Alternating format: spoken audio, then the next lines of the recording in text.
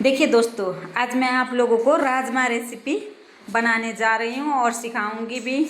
मैं कैसे बनाती हूँ उस तरीके से सिखाऊंगी, वरना सब्जी तो सबको पकाने आते हैं पर सबका स्टाइल डिफरेंट रहता है।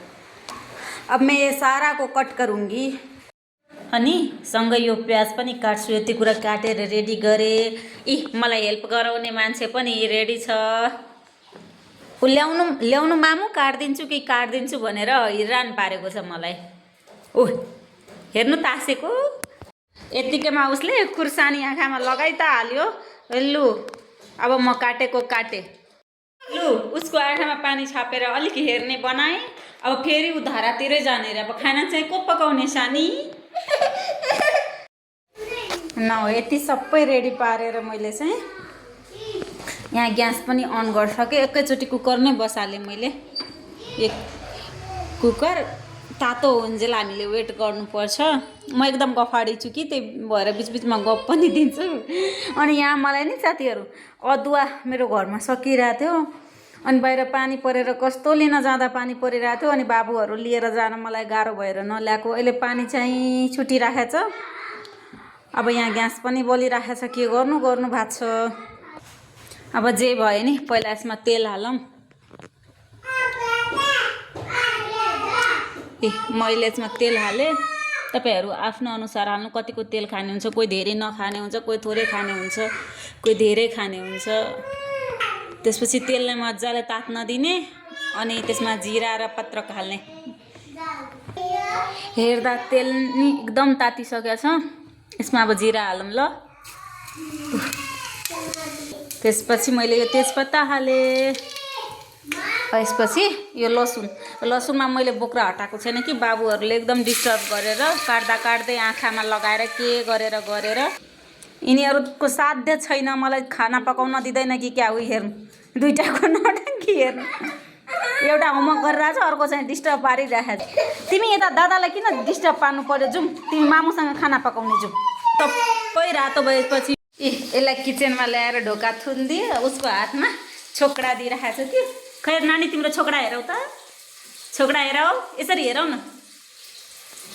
छोकडा खाँदैछ, मिठो मानेर खान्छ क्या यसले छोकडा।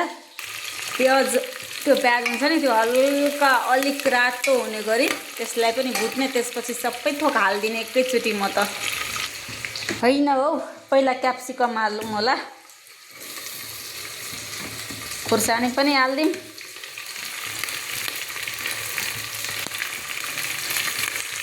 जबसम्म यो अलिक भुटिन्छ तबसम्म म चाहिँ के गरौँ भने त्यो हुन्छ नि, त्यो राजमालाई पखालेर ल्याउँछु। मेरो राजमा जुन कि मैले राति नै भिजाइसकेको थिएँ।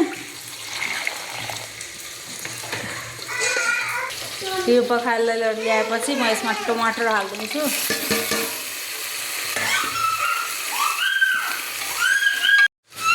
त्यसपछि यसमा नुन हालिदिनु। तपाईसँग भएको सबै मसलाहरू हाल्ने हो क्या यसमा। बेसार हाल्ने।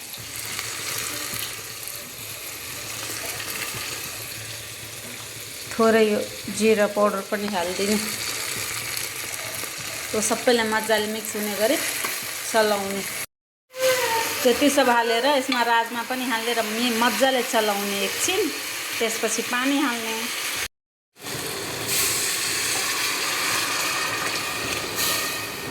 लु यसमा पानी पनि हालिदिइसकेँ मैले। अब यसलाई ढक्कन लगाएर मजाले 5-6 सिटी लगाउने। त्यसपछि यो पाकेर रेडी हुन्छ। यहाँ तपाईहरुले हेर्न सक्नुहुन्छ राजमा पाकेर रेडी भइसकेको छ। मैले यसमा 3वटा चीज स्किप गरेँ के। एउटा भन्दाखेरि लसुन हाल्दाखेरि नै त्यसमा अदुवा पनि हाल्ने। त्यसरी नै त्यो गरेर हल्का कुच्याएर हाल्नुपर्छ। अनि अहिले अब यसमा गरम मसला अनि थोरै धनियाँ काटेर माथिबाट हालिदिएर चाहिँ मजाको देखिन्थ्यो। अनि गरम मसला र धनियाँको फ्लेभर पनि आउँथ्यो। तर मेरो घरमा नभएको कारणले मैले स्किप गरेँ। हजुरहरूले चाहिँ हाल्न सक्नुहुन्छ।